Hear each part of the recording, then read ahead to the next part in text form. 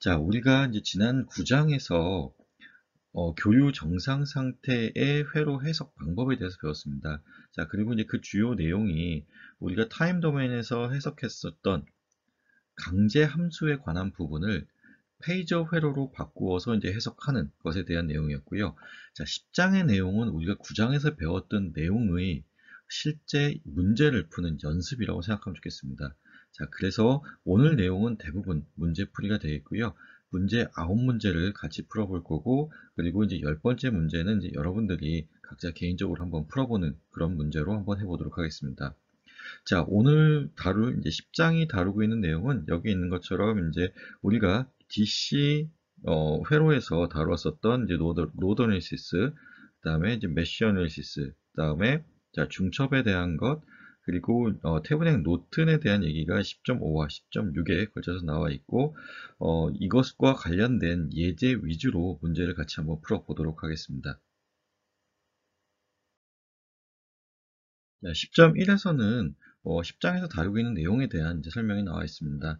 자, 그래서 여기 있는 것처럼 우리가 이제 DC 회로를 해석하는 데 사용했었던 방법을 그대로 자, AC 회로의 해석에 사용할 수 있다라는 것이 이제 주요 내용이고요.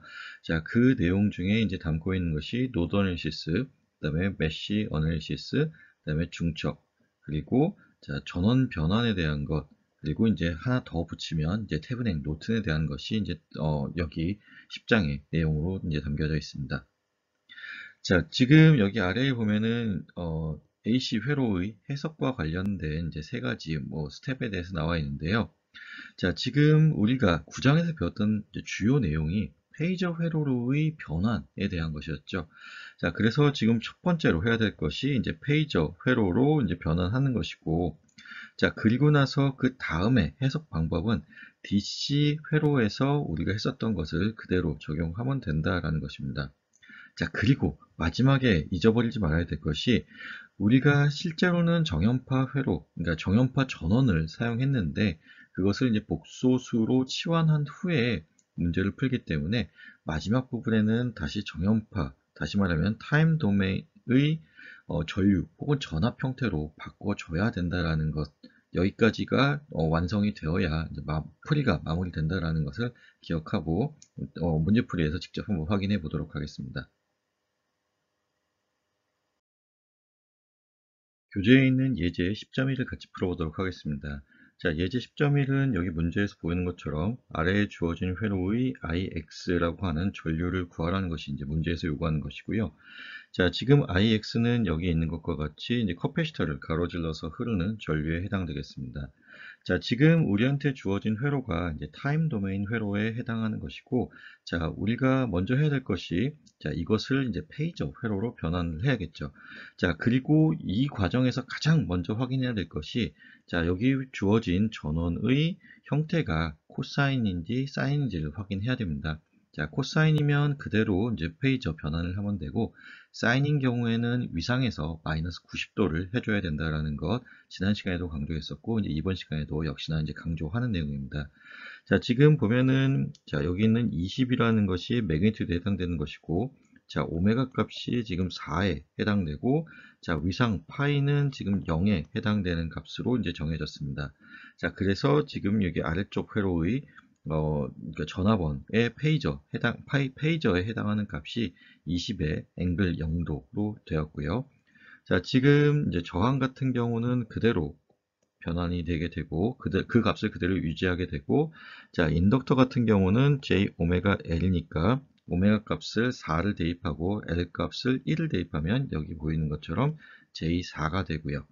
자, 그 다음에 커패시터 같은 경우는 J 오메가 C분의 1인데 여기도 마찬가지로 오메가 값은 4, 그리고 이제 커패시턴스 상수는 여기 적혀져 있는 것처럼 0.1을 대입해서 문제를 풀게 되면 자, 여기 있는 것처럼 마이너스 J 2.5가 되게 됩니다. 자, 그리고 지금 여기 흐르는 이 값을 페이저 형태로 대문자, 그리고 이제 볼드 형태의 IX라고 하는 것으로 두었고요.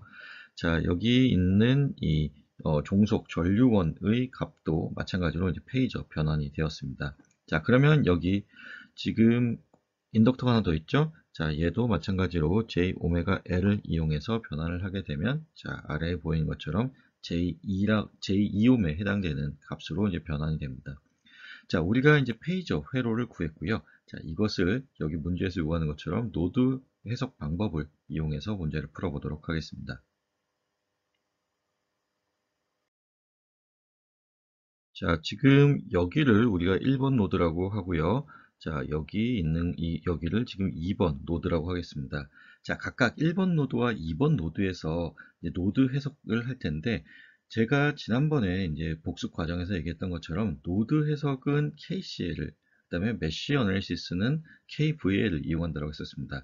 자, 그러면 1번 노드에서 KCL을 이용할 것이고요. 자, 들어오는 전류의 합과 나가는 전류의 합은 같다라는 그 KCL의 이제 방정식을 이용하도록 하겠습니다.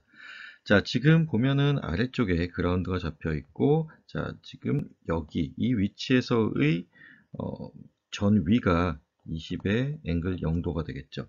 자, 그리고 여기 보면은 노드로 들어가는 방향, 자, 하나가 있고요. 노드에서 나가는 방향 두 개가 있다라고 보겠습니다.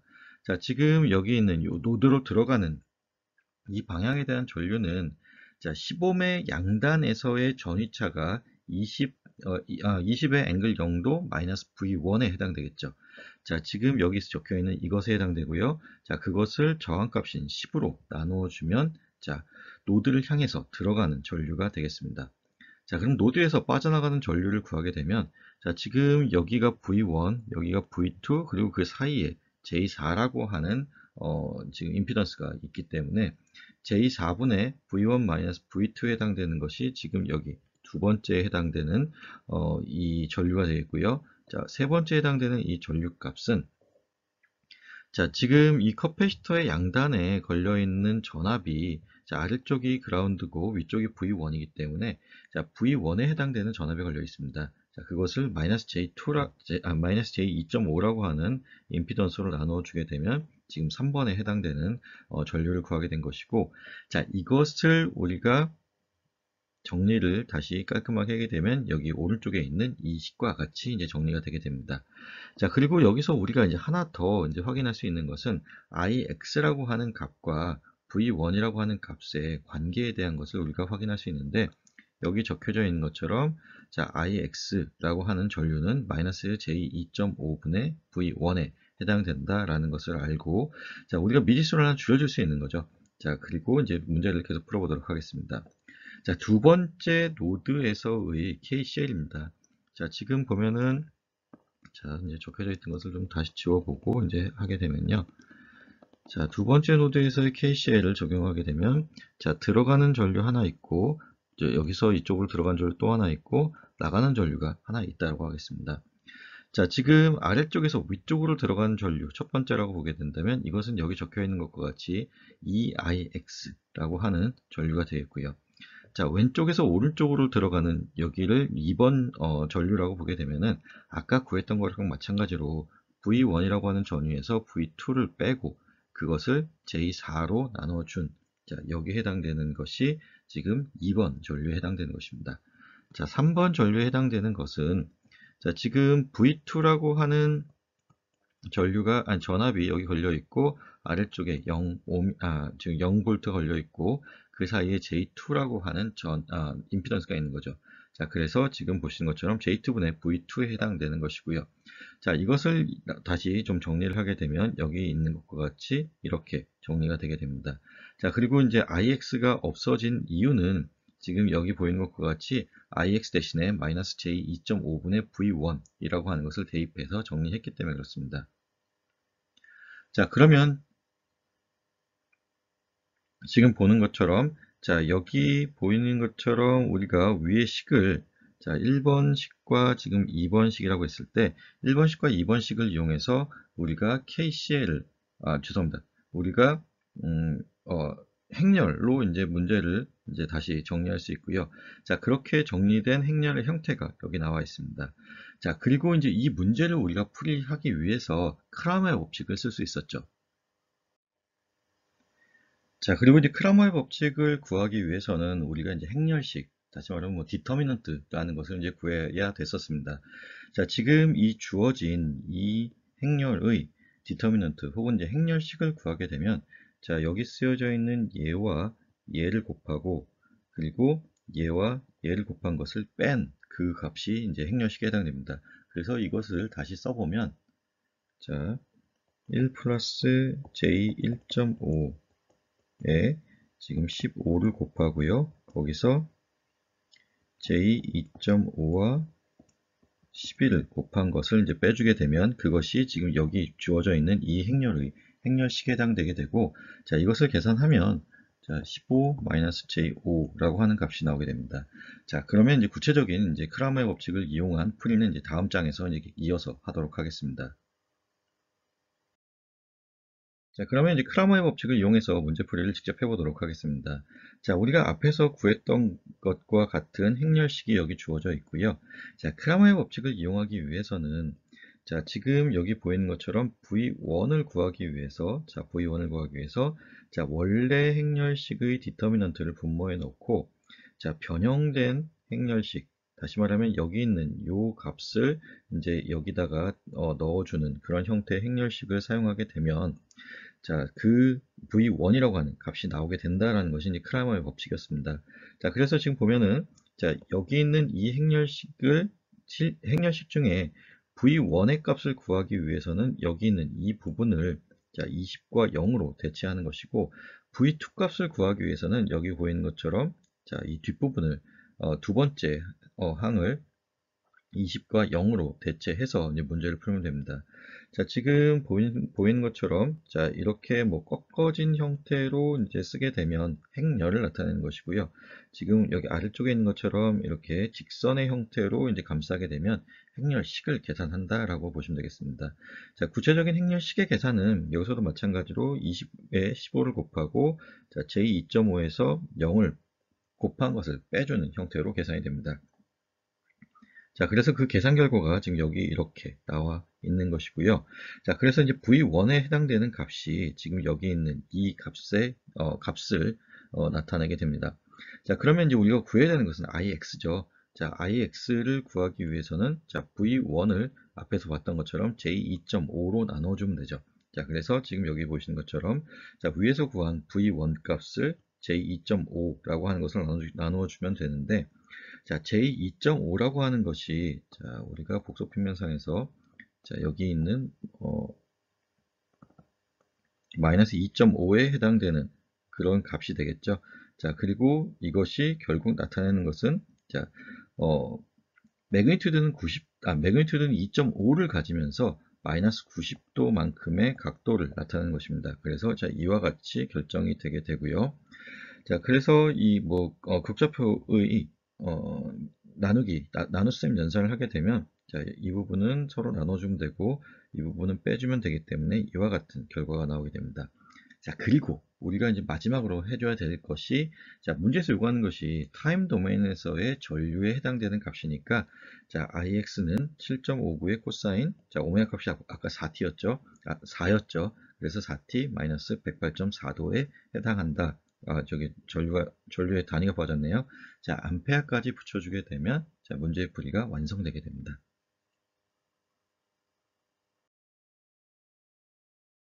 다음은 예제 10.2를 같이 풀어보도록 하겠습니다. 자, 10.2에서 요구하는 것은 이제 타임 도메인에서의 전압값이 아니라, 자, 페이저 형태의 전압값 V1, V2를 구하라는 것이 이제 문제에서 요구하는 것입니다. 자, 그래서 지금 여기서는 아예 처음부터 회로가 페이저 형태의 회로로 주어졌습니다. 자, 뭐 이것이 이제 뭐 이 문제의 좀 특징이라면 특징이고요.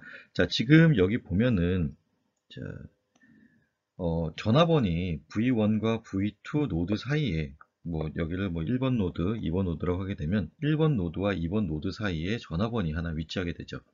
자, 노드와 노드 사이에 전화번이 위치한 경우에 우리가 이제 슈퍼 노드라는 것을 이용해서 문제를 풀 수 있었습니다. 자, 그래서 여기 보시는 것처럼, 자, 슈퍼 노드를 여기 가운데 있다라고 가정을 하고 문제를 풀 텐데, 자, 그렇게 되면 이제 4옴은 어떻게 처리하느냐에 대한 것인데, 자, 4옴은 큰 의미를 갖지 않습니다. 자, 지금 1번 노드와 2번 노드, 그리고 지금 우리가 구하고자 하는 것이 V1과 V2라고 하는 전압값이고요. 지금 여기 전화번, 그러니까 10, 매그니튜드 10에 앵글 45도짜리 전화번이 하나 있는데, 이 전화번이 이 V1과 V2 사이에 위치하면서, 자, V1과 V2 사이의 관계식, 다시 말하면 V1과 V2 사이의 전압의 차를 만들어주는 그 구체적인 값이 주어지게 됩니다. 그렇기 때문에 여기서는 이 4옴이라고 하는 것은 의미가 없고, 자, 여기 적혀 있는 이것이 오히려 더 큰 의미를 갖게 됩니다. 자, 지금 보시면 여기 플러스가 이쪽이고 마이너스가 이쪽이죠. 자, 그럼 V1이 V2보다 매그니튜드 10의 앵글 45도 볼테이지만큼 더 높은 값을 갖게 된다라는 것이 지금 알 수 있는 정보이고, 자, 그것을 이용하게 되면 이와 같이 문제를 풀어주면 됩니다. 자, 그러면 이 추가적인 정보까지 이용해서 이제 문제를 풀어보겠습니다. 자, 오른쪽에 있는 이 회로를 이용한다라고 생각하면 좋겠습니다. 자, 지금 이제 여기 가운데 이제 슈퍼 노드가 있고, 자, 역시나 노드 어널리시스이기 때문에 KCL을 이용하게 되겠죠. 자, KCL을 이용하되 주의해야 될 것은, 자, 여기 왼쪽 부분과 오른쪽 부분의 전 위의 차가 발생한다라는 것입니다.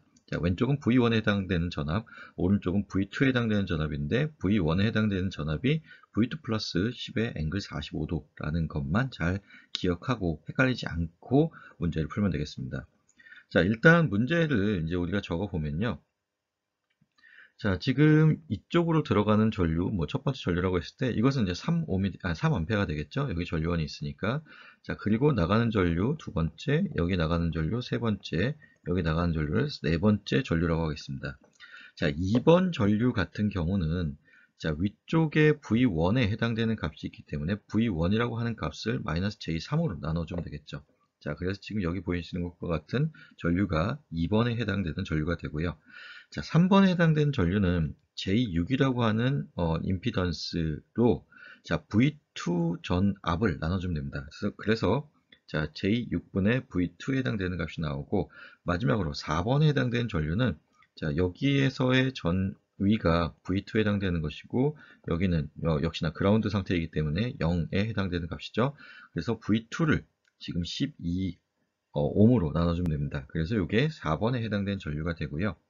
자, 이것을 우리가 분모에 있는 항들을 없애고 이제 분자에 있는 항들만 남기게 되면, 자, 여기 있는 것과 같이 이제 식이 정리가 되게 되고, 자, 우리가 아까 봤었던 것처럼 V1과 V2 사이에는 이제 매그니튜드 10의 앵글 45도만큼의 전위차가 있기 때문에 그 관계식도 같이 이용해서, 자, V1에 해당되는 항을 지금 없애보겠습니다. 자, 여기 있는 V1 값을 여기에 대입해서 이제 V1을 없애게 되면, 자, 아래에 보이는 것과 같이 정리가 되게 되고요. 자, 이것을 다시 또 정리를 하게 되면, 자, 지금 여기 있는 것과 같이 정리가 됩니다. 자, 그러면 우리가 이제 V2 값을 구하기 위한 준비가 된 것이죠. 자, 그래서 뭐 지금 V2를 구하기 위해서 왼쪽에 있는 항을 1 플러스 J2로 나누어 주게 되면, 자, 지금 이와 같은 값이 나오게 되고, 자, 지금 우리가 V1이 V2에 10에 앵글 45도를 더한 것이니까 그 관계식을 이용해서 문제를 풀게 되면, 자, 이와 같은 답이 나오게 되는데, 자, 여기서 바로 연산이 되지는 않고요. 지금 덧셈 연산을 할 경우에는 우리가 직교좌표계로 변환을 해야 된다고 했었죠. 자, 그래서 직교좌표계로 변환한 후에 문제를 풀게 되면, 자, 이와 같은 값이 나온다라는 것으로 이해하면 좋겠고, 그 중간의 구체적인 계산 과정은 이제 생략을 했습니다. 여러분들이 직접 한번 해보고 잘 안 되는 경우에는 뭐 질문 게시판을 통해서 질문을 해주면 이제 답변을 해드리도록 하겠습니다. 다음은 이제 예제 10.3에 해당되는 내용이고요. 자, 이제 10.3의 내용은 이제 메쉬 어널리시스와 관련된 내용입니다. 자, 그래서 지금 보시면, 자, I0라고 하는 전류의 값을 구하라고 이제 문제에서 요구하고 있고, 자, 그 값이 지금 여기에 해당되는 전류 값입니다. 자, 그러면 이제 여기서 이제 문제를 풀기 전에 좀 간략화할 수 있는 부분들은 좀 간략화를 하고 넘어가면 좋겠습니다. 자, 지금 보시면 일단 회로 자체는 페이저 형태로 주어졌기 때문에 우리가 페이저 변환을 따로 할 필요는 없죠. 자, 그리고 지금 여기 전류원이 위치하고 있기 때문에 이 전류원을 이용하게 되면, 자, I3라고 하는 이 전류, 그러니까 메쉬 커런트 값이 그냥 5A라고 하는 것이 그냥 바로 나오게 되죠. 자, 그리고 지금 여기 요 부분에 있는 메쉬를 보게 되면, 자, 지금 i0라고 하는 값과 i2라고 하는 값이 결국은 값은 같은데 방향이 반대인 경우에 해당되게 됩니다. 그래서 i2는 마이너스 i0. 다시 말하면 이제 우리가 결국 구해야 될 건 i0니까요. i0는 마이너스 i2라고 하는 관계식이 성립한다라는 것을 이제 알고 넘어가도록 하겠습니다. 자, 그럼 궁극적으로 구해야 되는 거는 i0이지만 지금 문제에서 구해야 되는 거는 i2를 구하면 우리가 i0를 구할 수 있는 것이겠죠. 자, 그러면 이제 구체적인 문제 풀이를 한번 해보도록 하겠습니다. 자, KVL을 이용한 메쉬 어널리시스를 할 거고요. 자, 첫 번째 메쉬에 대해서 메쉬 어널리시스, 그리고 두 번째 메쉬에 대해서 메쉬 어널리시스를 한번 해보도록 하겠습니다. 자, 첫 번째 메쉬 같은 경우에는 지금 보시면, 자, I1이라고 하는 전류가 시계 방향으로 흐르고 있죠. 자, 그리고 자, 지금 여기를 그러면 수동법균을 만족한다라고 보고 이와 같이 정해 보도록 하겠습니다. 자, 지금 8옴 같은 경우는 I1만 영향을 미치기 때문에 8I1 자, 더하기 자, 그리고 자, 10옴 같은 위쪽에 있는 10옴 같은 죄송합니다. J10옴 같은 경우는 지금 i1과 i3라고 하는 값이 동시에 영향을 미치죠. 자, 그래서 i1 마이너스 5A가 되겠습니다. 자, 5A로 쓰는 이유는 여기 이 i3가 결국은 얘와 같은 값을 갖기 때문에 그렇게 되겠죠. 자, 그리고 나서 지금 마이너스 j2에 해당되는 것을 보겠습니다. 마이너스 j2에 해당되는 값에는 자, i1과 i2가 동시에 영향을 미치는데 i1과 i2가 방향이 반대이기 때문에 여기도 i1 마이너스 i2로 계산을 하고 자, 이퀄 0으로 놓아주면 되겠습니다. 자, 그렇게 계산을 한 결과가 정리된 결과가 여기 이와 같이 쓰여진 것이고 이것을 한 번 더 간략화해서 정리를 하면 자, 여기 있는 것과 같이 이제 정리가 되게 됩니다. 자, 그러면 두 번째 메쉬에 대한 해석을 한번 해보도록 하겠습니다. 자, 두 번째 메쉬 같은 경우는 자, 지금 i2를 기준으로 볼 거고요. i2를 기준으로 봤을 때 지금 여기는 여기도 전압 강화가 일어나는 거네요. 자, 플러스 마이너스 플러스 마이너스 플러스 마이너스로 해서 모두 다 전압 강화가 일어난다라고 보면 자, 일단 뭐 20에 죄송합니다. 20에 앵글 90도짜리 전압원만큼의 전압 강화가 있는데 이것은 궁극적으로 뭐 20의 앵글 90도라고 하는 것은 J20에 해당되는 값과 같겠죠. 자, 그 이유는 자, 20의 90도라고 하는 게 지금 이 위치에 해당되는 값이기 때문에 그렇습니다. 자, 그래서 J20에 해당되는 값이 뭐 같은 값이다 라는 것 그냥 알려드리고 넘어가고요. 자, 마이너스 J2에 해당되는 경우, 즉 아래쪽에 있는 마이너스 J2입니다. 자, 마이너스 J2에 해당되는 경우에는 지금 i2와 i1이 동시에 영향을 미치죠. 그래서 i2 마이너스 i1에 해당되는 값을 써주고 거기에 더하기 자, 이번엔 위쪽에 해당되는 마이너스 j2를 보겠습니다. 마이너스 j2에 역시나 여기도 i2 마이너스 이제 i3인데 자, i3 값이 이제 5A니까 여기는 그냥 5로 쓰겠습니다. 그리고 더하기 4에 i2 이퀄 0을 써주게 되면 우리가 이제 문제를 풀이하는 데 있어서의 메쉬 어널리시스 방정식, 그러니까 KVL이 완성이 되죠. 자, 그렇게 작성된 KVL이 자, 이와 같이 이제 조금 더 간략화되어서 정리가 되었고요. 자, 이것을 마찬가지로 한 번 더 정리를 하게 되면 자, 여기 있는 것과 같이 정리가 됩니다. 자, 그러면 i1과 i2에 대한 이제 방정식 이 두 개가 나왔으니까 이것을 이제 행렬의 형태로 표현할 수 있겠죠. 자, 그래서 여기 보이는 것처럼 행렬의 형태로 표현을 했고요. 앞에서 이제 풀이를 했었던 것과 마찬가지로 크라마의 법칙을 이용하기 위해서 자, 행렬식을 구하게 됩니다. 자, 지금 이와 같이 행렬식을 구하게 되면 뭐 계산 결과는 자, 68이 나오게 되고 자, 우리가 구해야 되는 것이 i2만 구하면 되는 것이죠. 그래서 지금 이 부분에 있는 값을 자, 이 값으로 대체한 자, 여기 있는 이와 같은 행렬식을 한 번 더 구해주게 되면 자, 이 값이 나오게 되고요. i2는 자, 원래 식의 행렬식에서 지금 변형된 형태의 행렬식을 분자에 써주면 됩니다. 그 값이 자, 여기 있는 것처럼 이렇게 나오게 되고 자, 여기 있는 것처럼 i0라고 하는 것은 마이너스 i2에 해당되는 값이죠. 자, 그러면 이제 마이너스 처리를 우리가 어떻게 해줘야 되는지를 다시 한번 좀 보도록 하겠습니다. 자, 마이너스라고 하는 의미는 이와 같습니다. 자, 복소평면을 하나 이제 가정해 보겠고요. 자, 어떤 임의의 점 a, b라고 하는 점이 있다고 하겠습니다. 자, 이 점을 우리가 마이너스를 붙이게 되면 마이너스 a, 마이너스 b가 되게 되죠.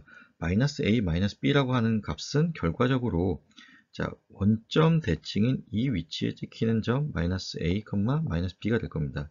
자, 그럼 원점 대칭이 되었다라고 하는 것은 지금 딱 보면 알겠지만 원래 세타라고 하는 각이 있었다라고 하면 그 각에서 180도만큼 더해지거나 혹은 빼지거나 하는 경우에 해당됩니다.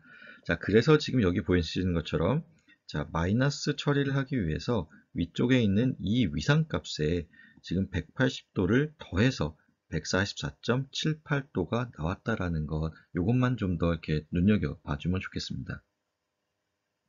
자, 그래서 이제 문제에서 구하라고 하는 i0를 구하게 되면 이와 같은 값이 나오게 됩니다. 단위가 생략되어서 이제 단위 써줬습니다. 다음으로 10.4의 문제를 같이 풀어보도록 하겠습니다. 자, 10.4의 문제는 지금 여기 보이는 것처럼 v0라고 하는 값을 구하라고 되어 있고, 자, v0라고 하는 값은 여기 커패시터의 양단에 걸려 있는 값에 해당되겠습니다. 자, 지금 여기 있는 요 회로를 보게 되면 자, 여기 전화번이 하나 있고요. 전류원이 이제 두 개 있는 이와 같은 형태인데, 자, 지금 여기 10의 앵글 0도라고 되어 있고, 한 뭐 4의 앵글 0도, 그 다음에 3의 앵글 0도라고 하는 것은 다 실수값에 해당되는 그런 전류 혹은 전압의 값이겠죠.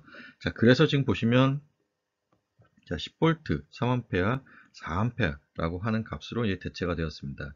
자, 그리고 우리가 이제 뭐 1학기 때 배웠던 내용이고, 이제 복습에도 나왔던 내용인데, 지금 메쉬와 메쉬 사이에 이와 같이 전류원이 껴있는 경우에는 우리가 이것을 슈퍼메쉬라고 하는 것으로 이제 대체해서 사용할 수 있다고 했었습니다. 자, 슈퍼메쉬를 사용할 경우에는 자, 슈퍼노드도 마찬가지였지만 자, 왼쪽과 오른쪽 부분에 있어서 전류값이 달라진다라는 부분만 제외하고 좀 주의해서 문제를 풀면 된다라고 했었고요. 자, 그래서 지금 여기 이 부분에 해당되는 데는 이제 I3라고 하는 전류가 흐르게 되는 것이고, 이 부분에 해당되는 것은 I4라고 하는 전류가 흐르게 되는데, I3와 I4가 관계를 어떤 이제 특정 관계를 형성하게 되는데, 여기 보이는 것처럼 들어가는 전류 이 A라고 하는 노드로 들어가는 전류 I3와 4A 전류가 합해져서 I4가 되기 때문에 자, 이와 같은 관계식이 성립한다라고 생각하면 되겠습니다. 자, 그리고 이 문제에서 이제 또 우리가 하나 눈여겨봐야 될 게 지금 여기 전류원이 하나 존재하게 되죠. 자, 그래서 I2라고 하는 이 메쉬 커런트는 우리가 구해야 되는 메쉬 커런트가 아니라 이미 주어진 값으로 처리하면 됩니다. 그래서 지금 보시는 것처럼 I2라고 하는 값이 마이너스 3A에 해당된다라고 보면 되겠고요. 자, 마이너스가 붙는 이유는 지금 I2는 시계 방향으로 설정되어 있는데 그것이 전류원의 방향과 반대이기 때문에 그렇습니다. 자, 그리고 지금 V0에 대한 관계식을 구하게 되면 V0 값은 지금 -J2라고 하는 임피던스에 그러니까 지금 보면은 플러스가 위쪽, 마이너스가 아래쪽이기 때문에 자, I1에 해당되는 것이 지금 수동보 규정을 만족하는 것이고 I2는 수동보 규정에 위배되는 것이죠. 자, 그래서 -J2에 I1 -I2로 계산을 해주면 됩니다. 자, 그러면 이제 우리가 파악할 수 있는 부분은 이제 다 파악한 것 같고 실제 문제를 같이 풀어보도록 하겠습니다. 자, 1번 메쉬에 대해서 이제 우선 메쉬 방정식을 한번 세워보고 그리고 나서 위쪽에 있는 이 슈퍼 메쉬에 해당되는 부분의 메쉬 방정식을 세워보겠습니다.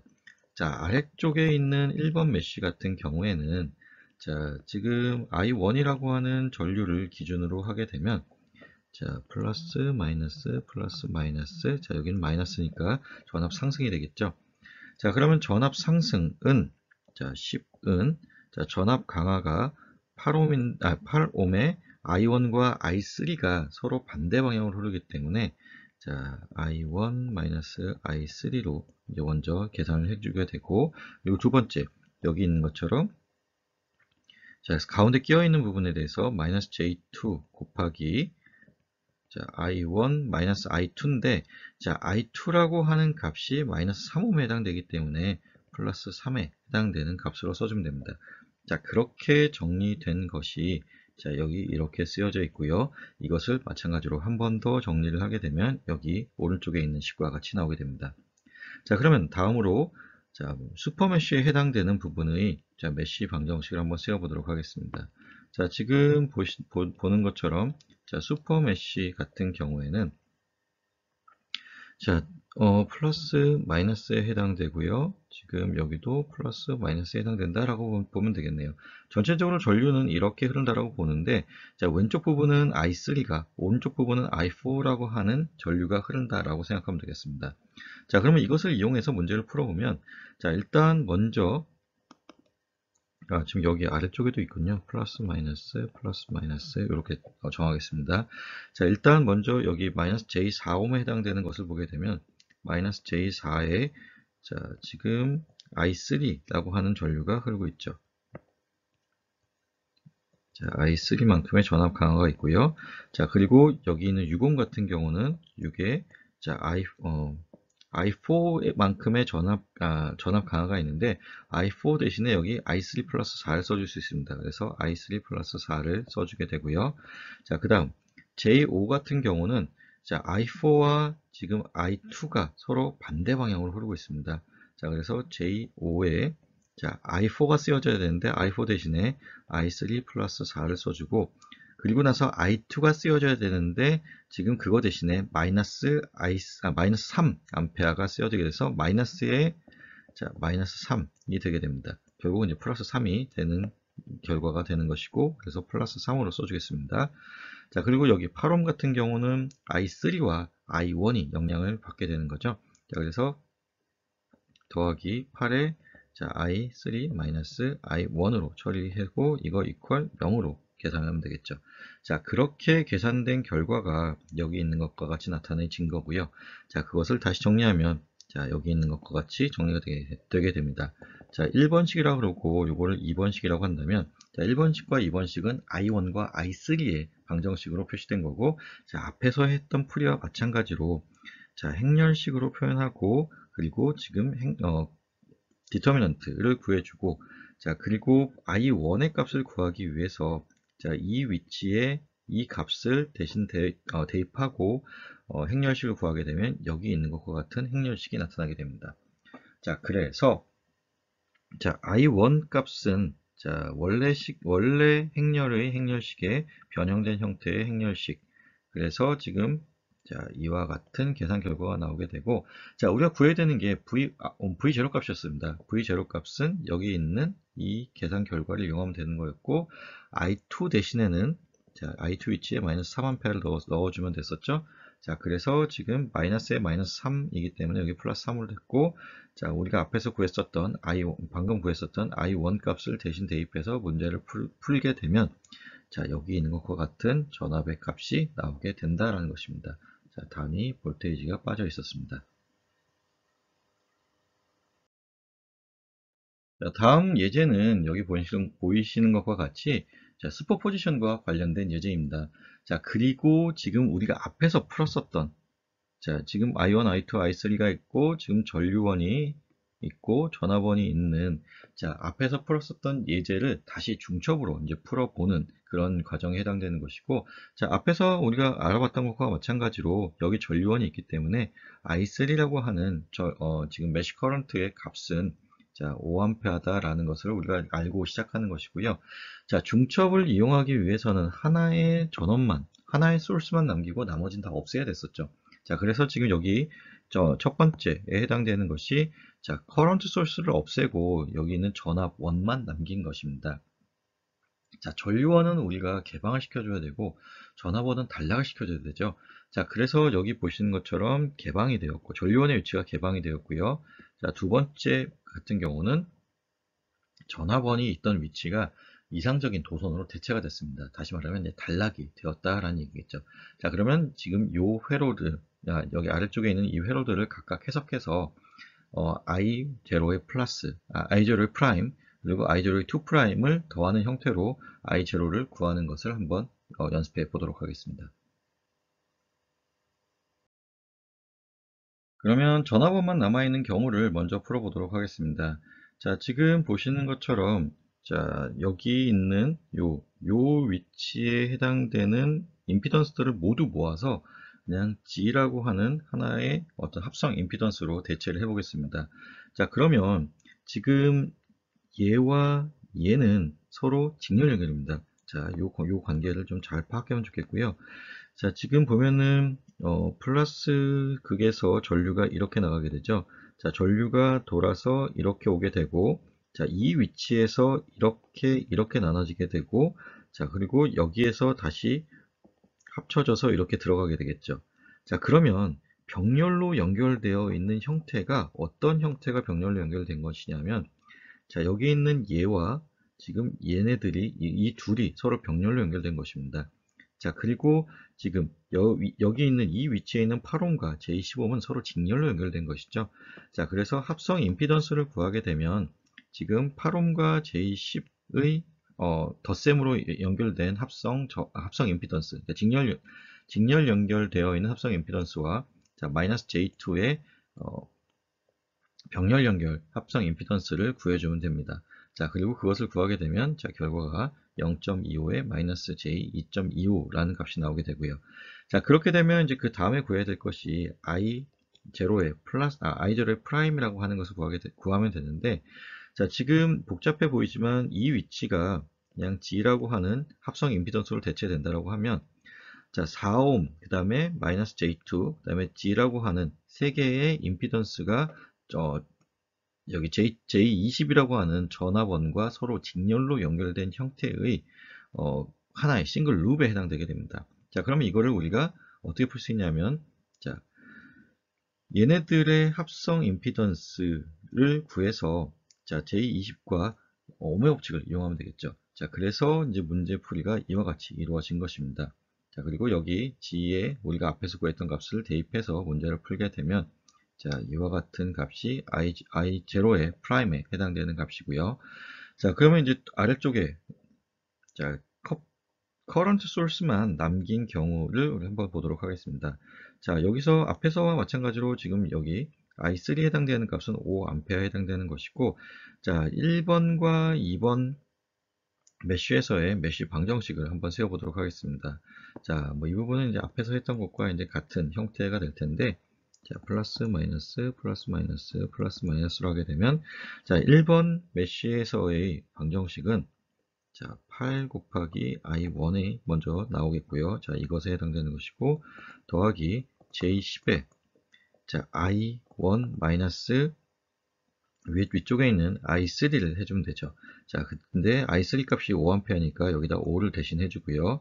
더하기, 자, 마이너스 J2에 I2와 I1이 서로 이제 방향이 반대이기 때문에 여기서도 자, I1 마이너스 I2로 계산을 해주면 되겠습니다. 자, 이거 이퀄 0으로 계산을 해주면 되는 것이고요. 자, 여기서 이제 하나 더 눈여겨봐야 될 것이 I0의 2'이 I2와 서로 이제 크기는 같고 방향은 반대다라는 것이죠.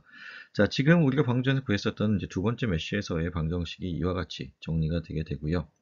자, 그것을 또 다시 정리를 해서 I1에 대한 항으로 나타내게 되면 I1 이퀄 자, 2 플러스 J2에 I2를 곱한 것에 마이너스 5를 해준 것과 같게 됩니다.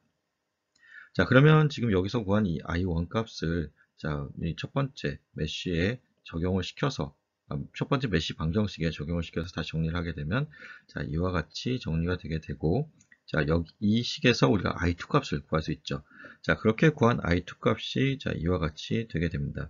자, 그리고 아까 얘기했듯이 I0의 2'은 마이너스 I2 값에 해당되고 자, 이와 같이 직교좌표계로 표현되어 있을 때 그냥 각각의 앞에 있는 부호를 반전시켜 주면 됩니다. 그래서 지금 마이너스 플러스로 바뀌고 이제 그 값들은 같게 유지된 형태가 되는 것이고 자, 우리가 앞에서 구했었던 I0와 지금 여기서 구한 죄송합니다. I0의 프라임과 지금 방금 구한 I0의 2'을 더해주게 되면 자, 우리가 구해야 되는 I0의 값이 나오게 된다라는 것입니다. 자, 문제 풀이는 여러분들이 뭐 느꼈을 때 이제 쉬운 풀이 방법을 이용하면 되는 것이고요. 자, 중첩이 편하면 이와 같은 중첩의 풀이 방법을 하면 되고, 크라메 법칙을 이용하는 게 편하다라고 하면, 자, 우리가 앞에서 했었던 이제 풀이 방법을 이용하면 되겠습니다. 예제 10.6을 같이 풀어보도록 하겠습니다. 자, 예제 10.6 같은 경우에는 지금 v0를 구하라고 하는 것이 문제에서 요구하는 것이고, v0라고 하는 값은 여기 있는 이 값입니다. 자, 1옴 저항에 양단에 걸려 있는 것인데, 자, 뭐 우리가 지금 이제 풀었던 것처럼, 자, 중첩을 이용해서 풀 것이고요. 자, 중첩을 이용하기 전에 지금 이 회로는, 자, 보시는 것처럼 이제 타임 도메인 회로로 주어져 있습니다. 자, 타임 도메인 회로로 주어지면 우리가 이것을 페이저 회로로 이제 변환을 하게 되죠. 자, 지금 페이저 회로로 이제 변환을 할 때 주의해야 될 것이, 자, 여기는 코사인이고 여기는 사인이라는 점입니다. 그래서 지금 자, 10의 앵글 0도인 것으로 변환하면 되고, 자, 이 전류원 같은 경우는 자, 2의 앵글 마이너스 90도로 변환이 된다라는 것만 주의하면 좋겠고요. 자, 여기는 이제 5V 전압원이 남게 되죠. 자, 그러면 이제 우리가 전원을 하나만 남기고 나머지를 없애게 되는데, 지금 요 첫 번째에 해당되는 이 경우는 5V 전압원만 남고 나머지 19사인 2T라고 하는 전압원과 2사인 5T라고 하는 전류원이 없어진 경우입니다. 자, 여기는 이제 개방이 될 거고 여기는 단락이 될 텐데, 자, 여기서 중요한 거는, 자, 정연파 회로가 아니고 직류 전원에 직류 전압원에 의해 구동되는 회로라는 것이죠. 자, 그럼 우리가, 자, 페이지 회로를 변환할 일이 아니라 이거는 그냥 직류 회로로서 해석을 하면 됩니다. 자, 그리고 직류 회로로 해석함에 있어서 지금 5V 전압원이 인가되어 있다라고 하는 것은 직류 정상 상태를 가정해도 된다는 얘기입니다. 자, 그렇기 때문에 직류 정상 상태인 경우에 커패시터는 개방되고 인덕터는 단락되죠. 자, 그래서 여기를 개방시키고 여기를 단락시킨 후에 문제를 풀게 되면, 자, 여기 개방될 거고요. 여기 단락되겠죠. 남는 것이 1옴과 4옴 저항만 남게 되겠죠. 자, 그러면 5V 전압원과 1옴, 4옴 저항이 직렬로 연결된 형태이고, 자, 전압 분배 법칙에 따라서, 자, 1옴 그리고 4옴에 각각 1V, 4V가 인가가 되게 되는데, 자, 주의해야 될 건 이겁니다. 자, 여기가 플러스, 여기가 마이너스인데, 우리가 지금 1V, 4V라고 하는 것은, 자, 이와 같이 연결되었을 때 1V, 4V라는 얘기입니다. 자, 그래서 V1에 해당되는 값은 마이너스 1V라고 하는 것만 좀 주의하면 좋겠고요. 자, 두 번째 보겠습니다.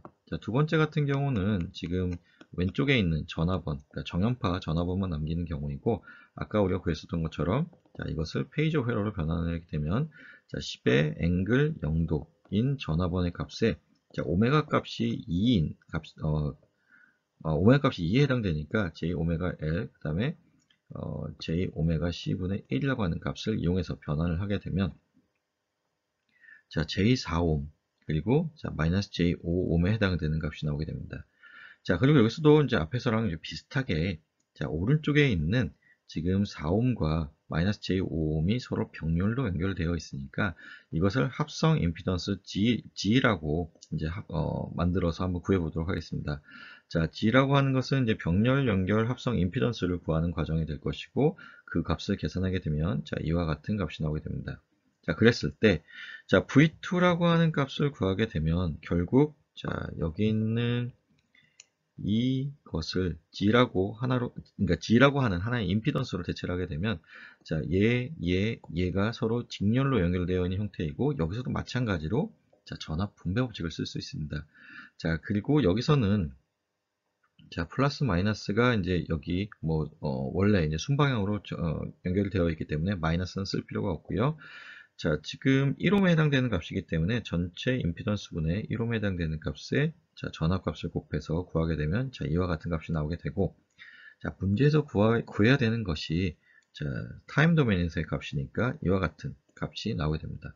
자, 그럼 마지막으로 세 번째 회로에 대해서 해석을 하게 되면, 자, 지금 아까 사인 형태이기 때문에 마이너스 90도의 위상을 갖는다라는 것만 주의하면 된다라고 했었고, 자, 여기서는 이제 오메가 값이 달라졌습니다. 자, 오메가 값이 지금, 자, 5에 해당되죠.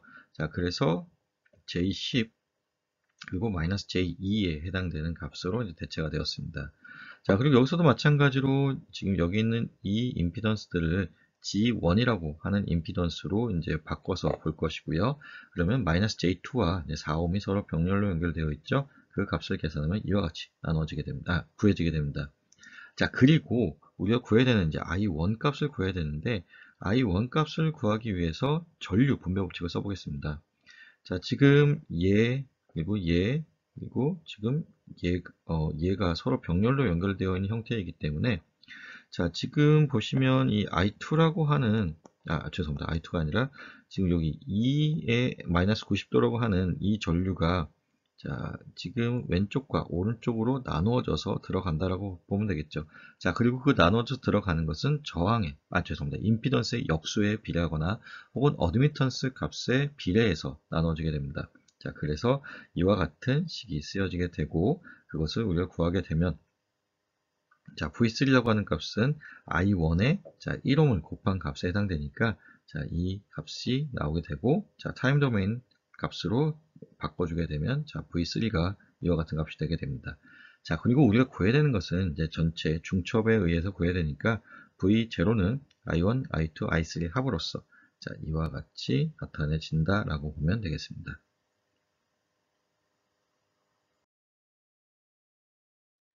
자, 그러면 우리가 이제 전원 변환에 대한 것을 같이 풀어보도록 하겠습니다.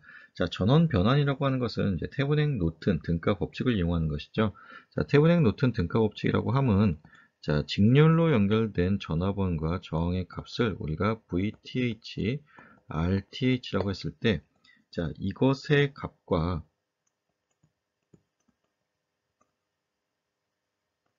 지금, 자, IN이라고 하는 전류원과 RN이라고 하는 저항이 병렬 연결된 요 회로가 서로 등가를 이룬다는 것이죠. 자, 그리고 그 등가를 이루기 위해서는 어떤 이제 특정 관계식이 성립이 되어야 되는데, 자, VTH라고 하는 것은 IN과 RN의 곱과 같아야 되는 것이고, RTH 값은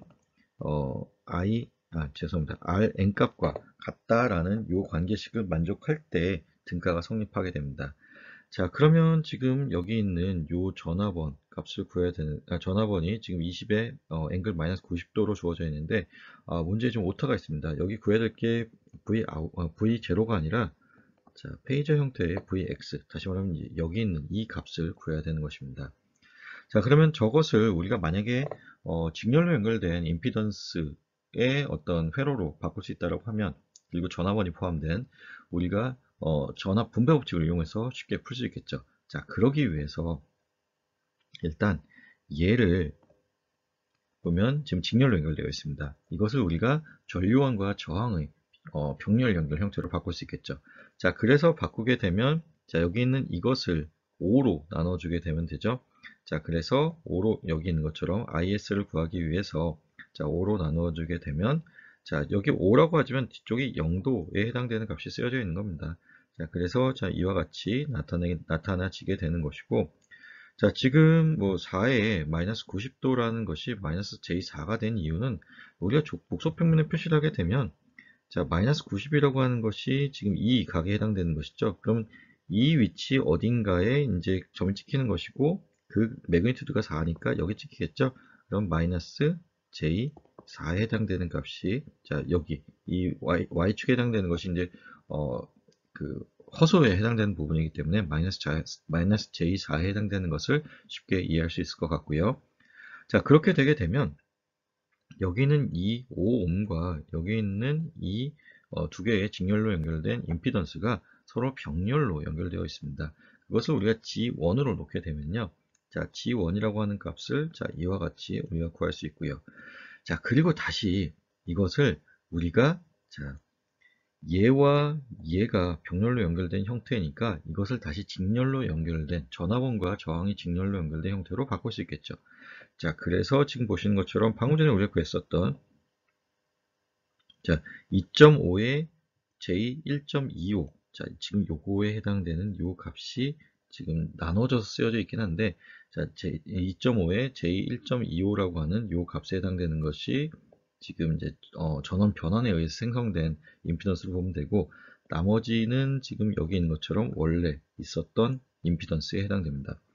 자, 그리고 VS를 구하기 위해서, 자, 여기 있는 요 관계식을 이용하면 되죠. 그래서 전류원의 값과 저항의 값을 곱해준, 다시 말하면 전류원의 값과 임피던스 값을 곱해준 형태로 구하게 되면, 자, 이와 같이 구해지게 되고, 자, VX라고 하는 것은, 자, 이 전체 임피던스들 값의 합에 이것을 분자에 써준 전압 분배 법칙을 이용해서 구하면 되겠죠.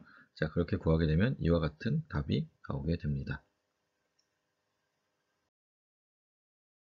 다음은 교류 회로에서의 이제 태블행 노튼 정리에 대한 문제입니다. 자, 지금 보시면 이제 A, B라고 하는 터미널에서 바라봤을 때의 태블행 등가 회로를 구하라는 것이니까 VTH 값과 RTH 값을 구하는 그런 문제로 보면 되겠죠. 자, VTH 값을 구하기 위해서 일단 우리가 먼저 봐야 될 것이, 죄송합니다. RTH 값을 구하기 위해서 우리가 먼저 확인해야 될 것이 종속 전원이 있는지 없는지를 확인해야 됩니다. 자, 종속 전원이 있는 경우에는 우리가 뭐 좀 특별한 방법으로 풀어줘야 된다고 했었죠. 뭐 시험 전압원 혹은 시험 전류원을 걸어주거나 아니면 개방회로 전압과 단락회로 전류를 구해서 오hm 법칙을 통해서 구해주거나 그렇게 해야 되는 것이고, 만약에 종속 전원이 없는 경우에는 자, 내부에 존재하는 독립 전원을 제거한 후에 우리가 합성 임피던스 혹은 합성 저항을 구해주면 된다라고 했었습니다. 자, 그래서 일단 먼저 GTH라고 하는 지금 태분행 저항에 해당되는 값을 한번 구해보도록 하겠습니다. 자, 지금 보시면 지금 여기 있는 이 회로가 이와 같이 이제 변환이 되게 되는데, 자, 여기서 이제 좀 잘 봤으면 좋겠습니다. 자, 지금 보면은 자, A라고 하는 점에서 시작하겠습니다. A라고 하는 점에서 시작해서 지금 여기 E라고 하는 점까지 가겠습니다. 자, 그래서 A라고 하는 점에서 시작해서 E라는 점으로 갔고요. E라는 점에서 두 갈래로 나눠지게 됩니다. 하나는 D로 가게 되고 하나는 F로 가게 되죠.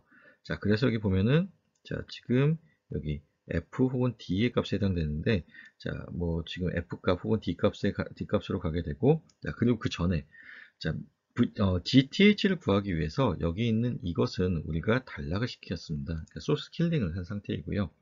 자, 그러면 지금 뭐 보시게 되면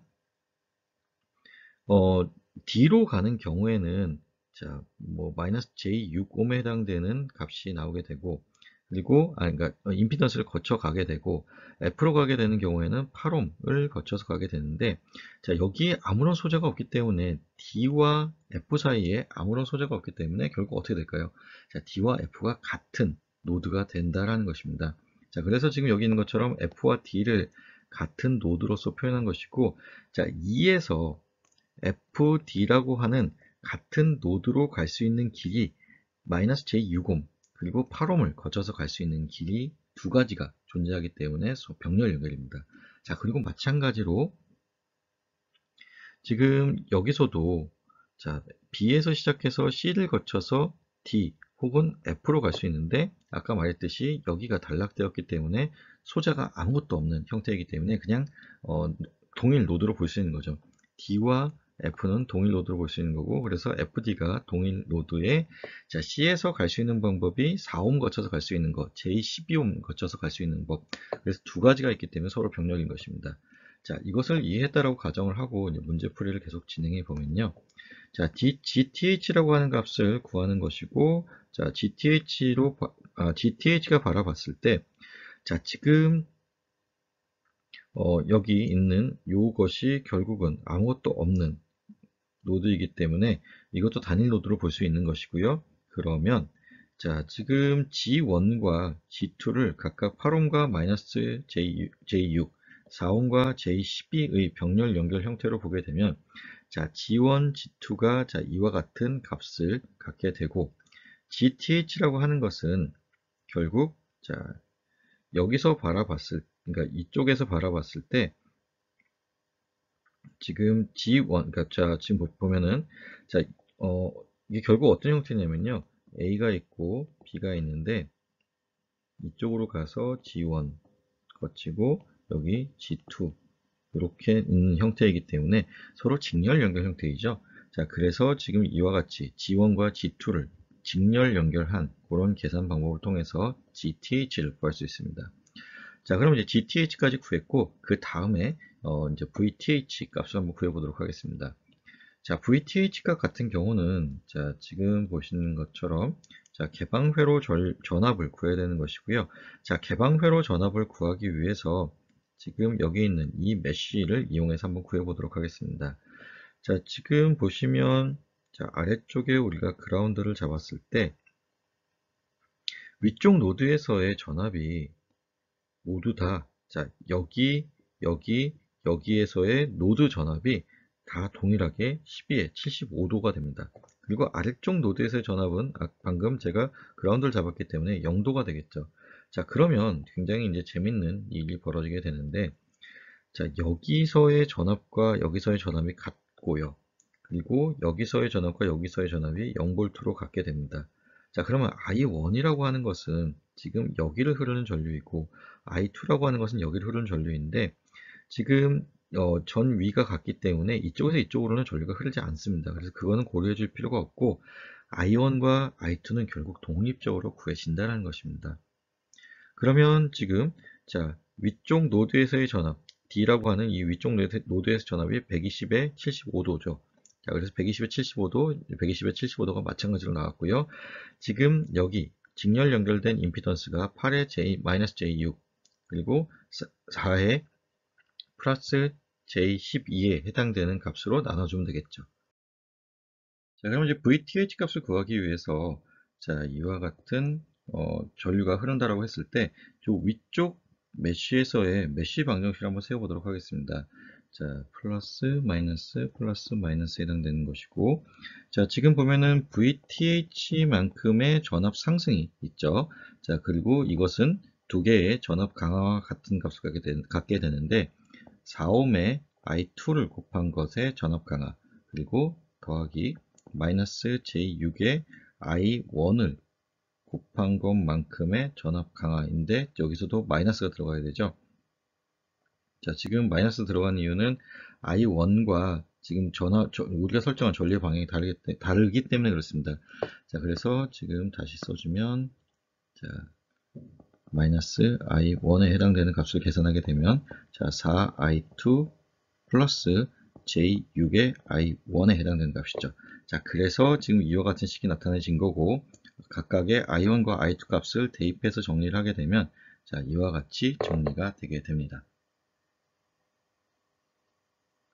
그래서 이제 문제에서 이제 뭐 완전히 다 표시하진 않았는데, 자, VTH라고 하는 것이 이제 이 회로를 간략화했을 때의 하나의 이제 전압원으로 바뀌게 되는 것이고, 그것과 직렬로 연결된 GTH라고 하는 임피던스가 이제 있는 회로로 이제 그려주면 됩니다.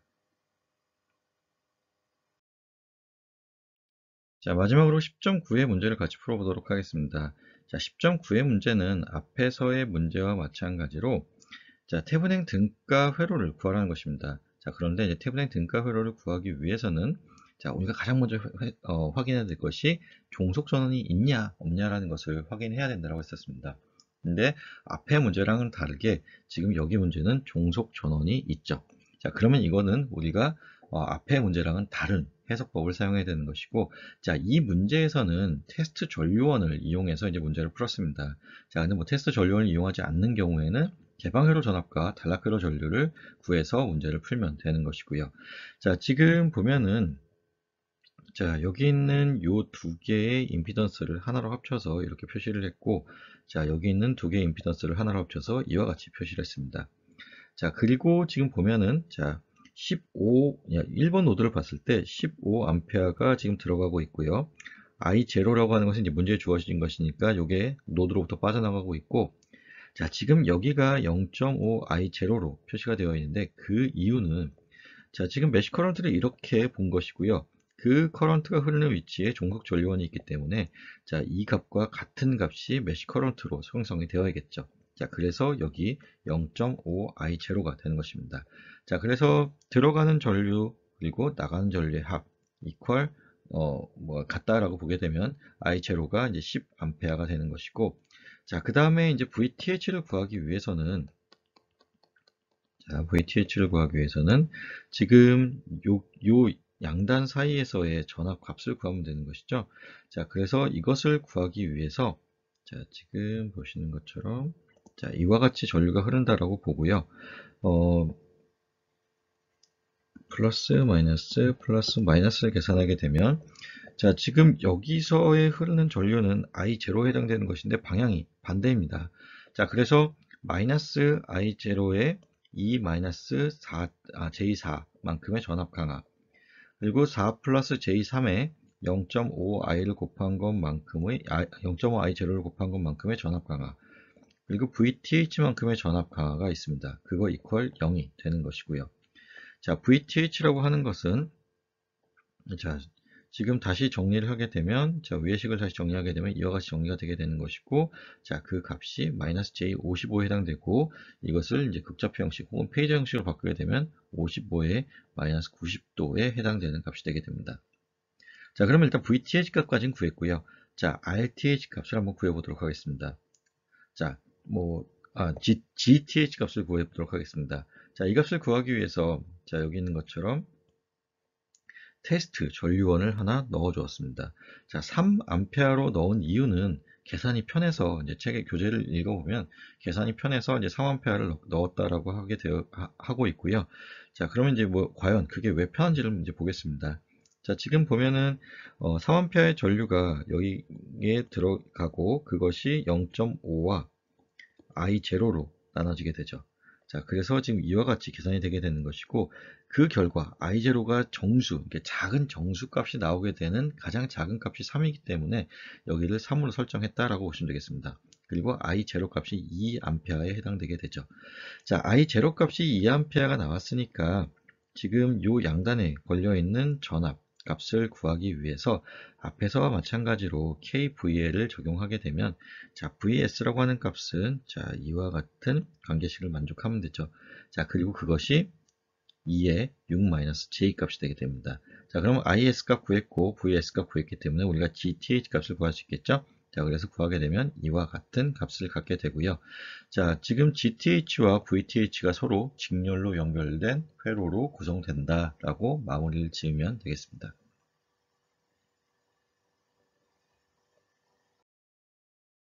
자, 마지막 예제인 10.10은 여러분들한테 과제로 내드리도록 하겠습니다. 자, 9장의 내용과 거의 유사하기 때문에 10장 같은 경우에는 따로 과제는 없습니다. 그러니까 지금 요 과제를 제외한 다른 과제는 없고요.